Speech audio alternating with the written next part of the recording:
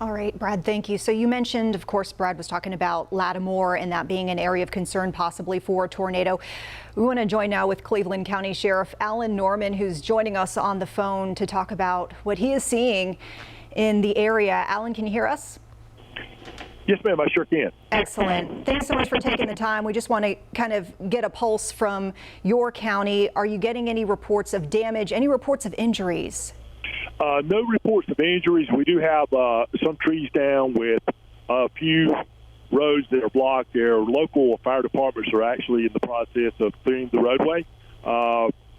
We did have a confirmation by three sheriff's cars in three different zones that did spot a tornado. Fortunately, it did not touch down in Cleveland County as far as we know at this moment. But we did experience a lot of heavy rain, high winds. Right now in the north end of the county, it's where I'm currently at, very, very light rain. But on the south end of the county, which would be probably 20-plus miles south of me, near the South Carolina line, the two zone cars there are experiencing heavy rain and wind at this time. Sheriff, to the people who are watching this at home who are in your county, what is your message to them?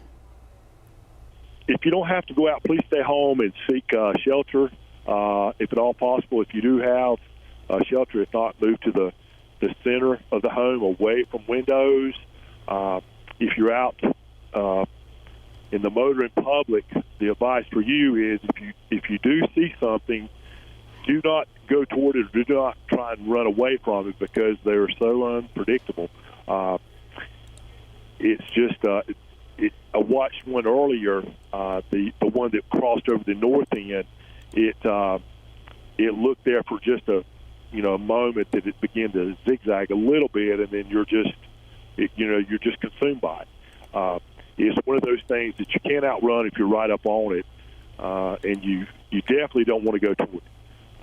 If at all possible, try and stay home this afternoon and evening, and that would be my a good reminder there. I did want to ask, because I am seeing a pretty hefty power outage between the Lattimore and Kingstown area. I know you'd mentioned some downed trees. Do we know, is that what's causing the power outage? Are you aware of that? I'm seeing about 500 customers or so, according to Duke Energy. Yes, I'm not exactly sure if it's due to the wind or if it's due to trees. And really, at this point, there could be more. They just haven't been reported just yet. Possibly, yes. What should people be doing as far as, deciding whether to call 911 for a situation, or is there a non-emergency outlet if people are seeing downed trees or any sort of damage that they want to report in their area? What is your recommendation for people who want to report something to you? If it's emergency, by all means, 911 or 911. If it's non-emergency, if you want to report a tree down, if you want to call us or the communication center with information that you may have concerning a storm or anything, the non-emergency line is 704-482-4422. Do you have any shelters open that you're aware of for people who perhaps are in mobile homes and need to get out of those mobile homes?